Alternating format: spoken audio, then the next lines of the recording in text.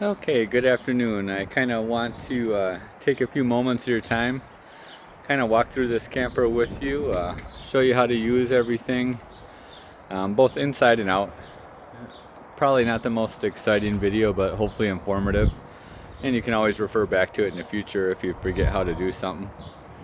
We'll start with the outside first, walk around, and then we'll work our way to the inside. The sun is shining now, but we've been getting a lot of rain, so I may have to stop it if the rain comes in again. But let's start right out in the front here. It's a 2 5/16 trailer hitch, and you'll want your height to be set to about 22 inches from the top of the ball to the ground. And that's kind of a rough number, but the closer to 22 the better. You see we got the power jack installed on it. Two 20-pound propane tanks and a 12-volt battery. The tanks are turned on just same as a barbecue grill style, just turn them to the on position. The jack has down and up functions on it there. A light, LED light. And then if you look down inside there when I'm doing it, you might see that, it might be hard to see with the camera, but there's a little manual override. If the battery were to ever go dead on your trailer, you can still use the manual override to raise and lower this off of your tow vehicle. There is a bubble level here. That's for your side-to-side leveling. Walk around to the side here. Everything's a little dirty. It's been sitting all winter, but that there looks like an override for the I'm sorry, not an override, but a jack for the stabilizers there. LED controller, that's just something aftermarket. Somebody must have installed some LED lights somewhere on this. And then just a large pass-through storage compartment. This little knob on here is to catch the door when it's in the open position, to hold it open. The stairs fold up, bottom one onto the top, and then they slide into a track. Much easier to do with two hands, but we'll make it work with one. And I apologize, I'll probably keep videoing my fingers trying to do this with one hand. Your furnace vents right here, so hot air is going to come out of here, so be cautious of that. And be sure to always keep this one here clear. No bug nests or leaves or anything in there that could cause obstruction. That is your fan vent for above your stove. This here is a refrigerator access panel, and this is a condensation line. So you may see water dripping from this from time to time. And it's a good idea a couple times a year to pull this cover off and to blow that out. This here is a freshwater fill. You can stick a garden hose right in here.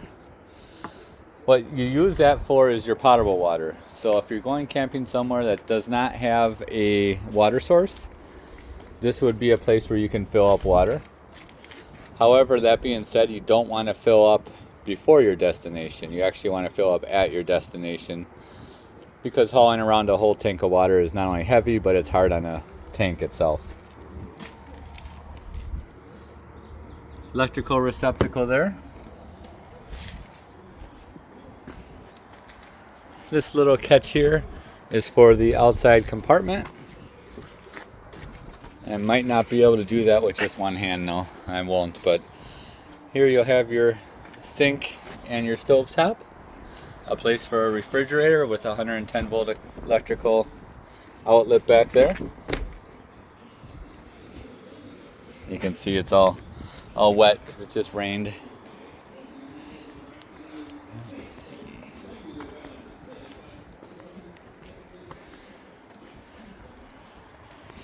This is your water heater. Be careful, if this is running it would be hot, but I don't have it running just yet. You can lift it right off of there. I will have it running shortly though. When I run it off of propane. But if you want to run it off of electricity, there's a little switch hidden down in here that would enable it to do so. Generally people will run them off of propane though, because the reheat cycle time is much quicker. If you want to check if you have water in it, you just press that little knob. It shows you water coming out. This is a 30 amp trailer. I'll make sure I get you a 30 amp cord. These are coaxial inlets for satellite or park cable. If your park offers that, you plug it in there, and then that will power up the satellite or cable throughout the rest of the camper. This is a city water connection. So if you're camping somewhere that has a water supply, then you don't need to use that potable water tank or water pump. You can just hook water in here, hook your hose up to there, and you're good to go. Exterior spray port. I don't remember seeing one in the camper, but if you choose to get one, it's just a little fitting that presses in here like an air compressor. And what that does is gives you a little exterior shower. A couple different ports here. So the fat black one here is your sewer, so your sewage. You'll hook your hose up here, pull the knob, and your sewage will come out. The smaller one here is your gray water. That's your sink and shower water after you've used it. Generally, you'll drain your black water first, and then your gray water will come out and help clean out your pipe.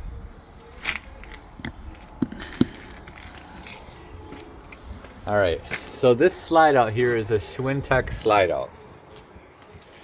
Schwintek says do not lubricate their slide outs.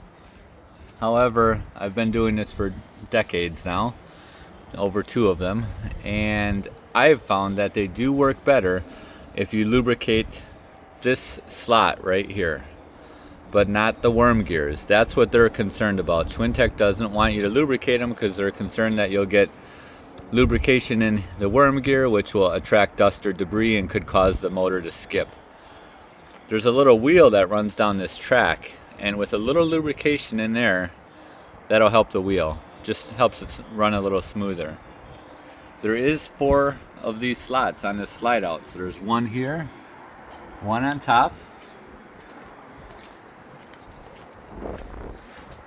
As we walk over here, you'll see one lower and one upper as well.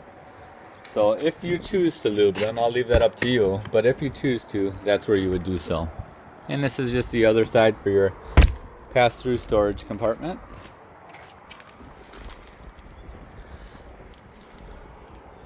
I'm looking below to see, and I see it all the way on the other side, your drains, just to show you those. I'm going to walk over here, I might be able to see them a little better. I'm going to leave that water heater cover off because I want to show you in a minute how that works. So as I come under here, you'll see this red. If you zoom in, you'll see a red and a blue line with a cap on them. Those are your low point drains. Those are the lowest point of the trailer. So should you ever have to drain your lines, that's where you would drain them. And then there's one more blue line right here, and that is for your fresh water tank. So for example, right now I have water in your fresh water tank, so we could test your system, and when I'm done here I'm going to drain that so you don't have to travel with that, or at least I'll drain most of it out. Try to leave a little bit in there to keep the water pump primed, but sometimes too much comes out. Patio, or the screen door stays open with that little latch there. This might be hard to do with one hand. Got it? Okay. Your keys here. There's 2 black keys and 1 silver key. Sorry if this is hard for you to see with one hand, but so you'll see that they work. The same key does both locks, so they're just a spare.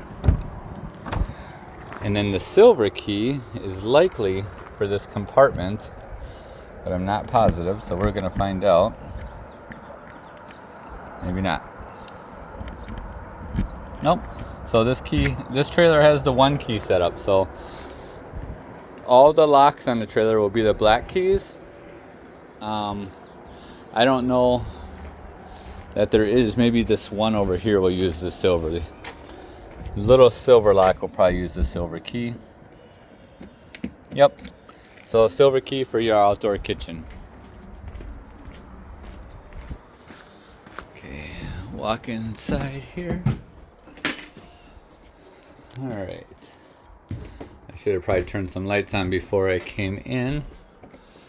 But some of the lights, as you see, you turn the switches on right on the lights.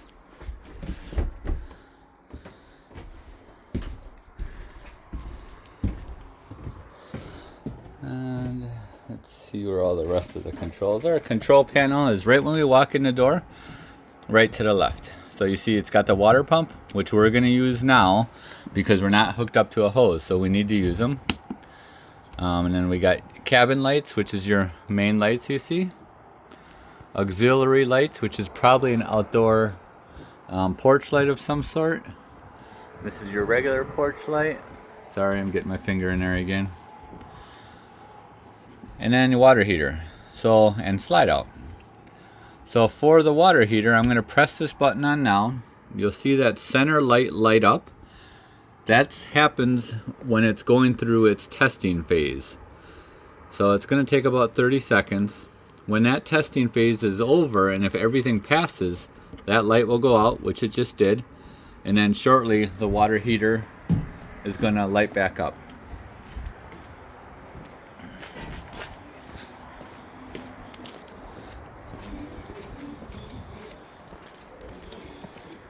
So if we walk back over here to the water heater, give it roughly 30 seconds, you'll see the flame right inside there.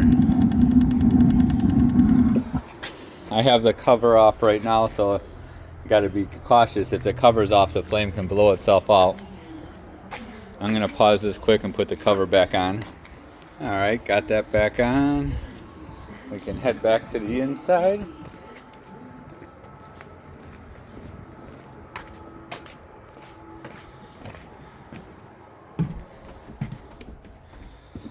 Alright, what else we got here? Awning, extender, retract. So before doing that, I always just want to make sure we got good clearance everywhere. Looks like we do, so we just hit extend. Oh, actually, you know what's funny? The switch must be in here backwards, because retract is extend, and extend is retract. So I will see if I can turn that around in the meantime. Gosh, I hope I remember. I'd write a message, but I don't want to stop this video. So hopefully I'll get that switched around for you. Cabin lights, leave that on. Cap light, that would be on the front. These are all your tank levels. I'm not a big fan of these gauges. They often are bad because you get sludge or dirt, or just they age out and they're not accurate. I much prefer just keeping a consistent schedule and doing my tanks every Saturday or whatever your schedule may be. But the way it works is there's an empty all the way to a full. Press the battery, and then that'll tell you your tank levels.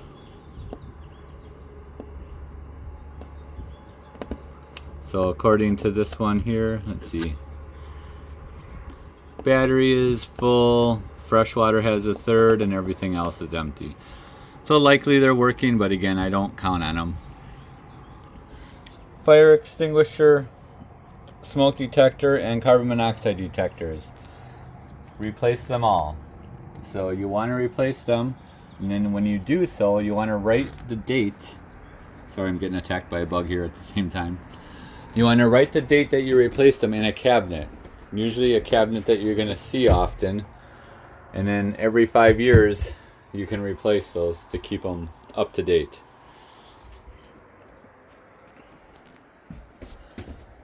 Let me move this countertops out of the way a little bit. Oh, look, we got a second set of keys here. So I'm going to turn the water pump on so we get water. We'll come over here to the sink and turn the faucet on. Got cold water, hot water. You hear that water pump run, and then it shuts off. That's exactly what we're looking for. So we want that water pump to run whenever we're pumping water. But if you're hooked up to a hose with a water source, you don't need to use that. But right now we're not. Also, what I want to note is that that pump shuts off when we're done using it. Turns on, you hear the pump turn on, pump's still running, shut off. What that means is that our plumbing system is good. It's holding pressure, and that's what we want to see, no leaks. However, if that pump keeps running, that means one, we're either out of water, or two, there's a leak somewhere in the system, or it's sucking air, so we need to get that addressed. But everything right now is good to go.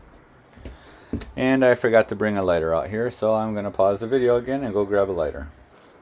Alright, got a lighter here, so I'll just turn it to light position. It shows you on a diagram which one you're lighting.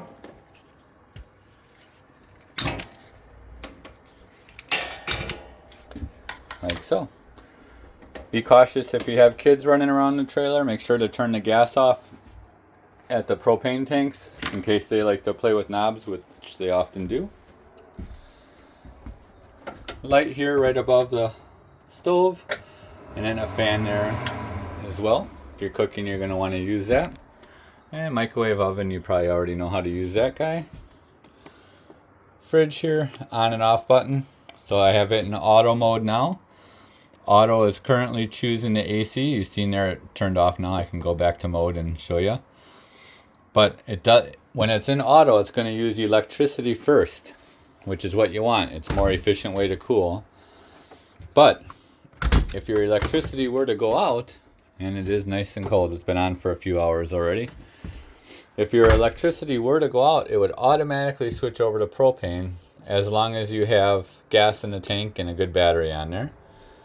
I turned it off now because we won't be needing that anytime soon. Fuse panel here. We have all your 12 volt fuses and 110 volt breakers. Mostly 15 amp and 40 amp. Should you need to replace those.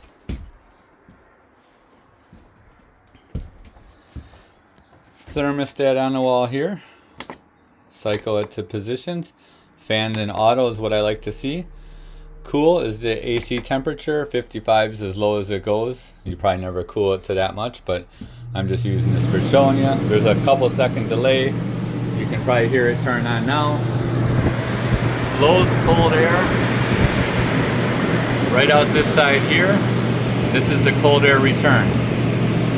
This foam filter in here gets very dirty very quick, so you're going to want to blow this thing out every week or so during summertime.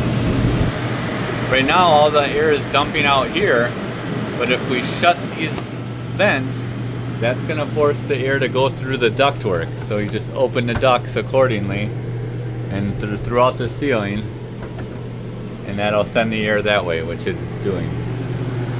Or if you prefer it all coming out here, might not do it. There we go. Then it'll all come right out there. When I cycle this through, I'm going to go through and shut it off first. It's going through a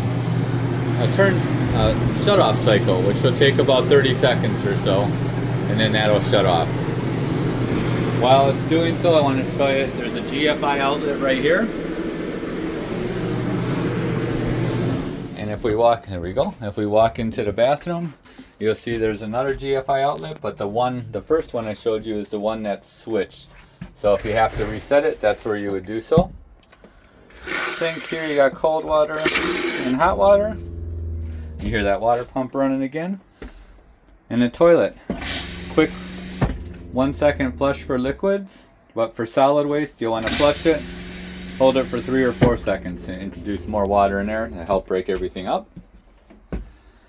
And hot water for the tub, shower, cold water, and then to make it go in shower mode, you just pull that up.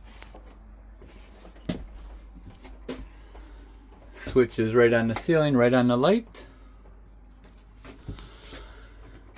Let's see here if we can turn the fan on. I'm gonna have to probably set my phone down to do this. Bear with me a second. Alright, just showing you. Gotta have the door open. And then you just turn this to the speed you want it. And then turn it to the off position. And then close the door right there. Light right there. And then also a vent in here is for your air conditioner.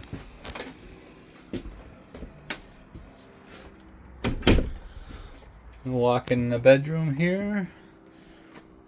This dinette here, or this bed here, oh, this isn't actually a dinette. It used to be at one time. This model had a dinette, but it looks like somebody converted it into a permanent sleeping quarter. So you'll have 4 bunks in here then. And it looks like right behind the door there is a furnace vent. So we'll walk back over to the thermostat, turn it back to furnace, turn on our desired temperature. We'll hear the blower turn on, which is actually behind this panel here. But it's sucking air in this panel. It blows it out of this vent here. But I don't have hot air yet because it's going through its startup procedure. We won't have hot air for roughly a minute. It is a self-lighting pilot though, so you don't have to light that. Sorry, it's loud. There's a low flying airplane right above us here. I just heard it light, and yep, we're getting hot air. Same thing when we shut it down. It's going to go through a shutdown cycle just like the air conditioner did. So turn it off, but it's still going to run for a minute. When I say a minute, I mean literally about 30 seconds to a minute. Coming back in here just to shut off the lights. Getting it ready to travel. Anytime before I am putting a slide out in or out, I turn all the lights off, just because there's such a large current draw on the slide out that I don't want to use more power than I have available, or we could pop a fuse.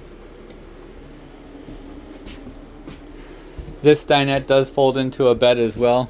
Takes 2 people, but you would lift off the table, pull off the legs, and then this table would drop down and set on the ledge here and the ledge here. Cushions slide together and becomes a bed. Not very comfortable. If you do that, a mattress topper is a good idea.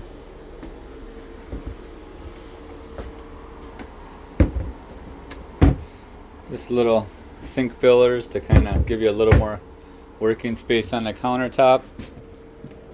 And then I'm going to turn off the water pump because we're done with that. Turn off the main lights for the cabin.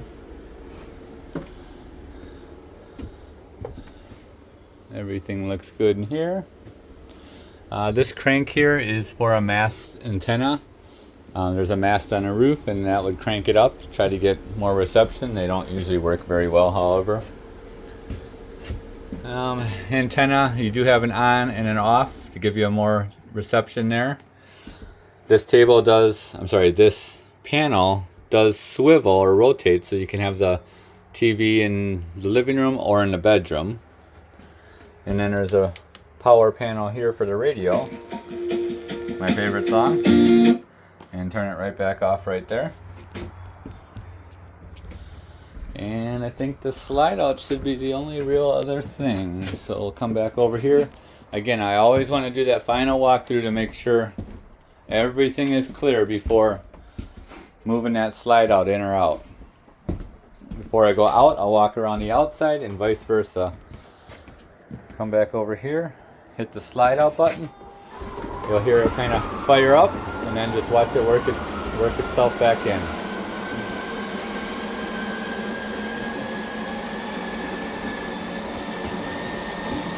Make sure that door is closed there so the door doesn't hit it.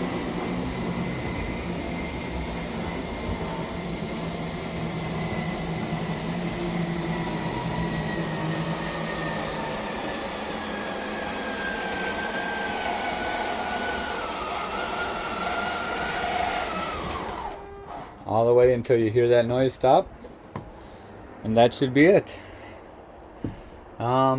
Really, as far as maintenance goes, you want to have somebody check the roof every spring and fall. They can at that point seal anything that might need to be sealed and just do a visual inspection. Winter time, you always want to make sure to have it winterized properly and then summerized in summer. Again, thanks a lot, guys, and you should be all set. Happy camping.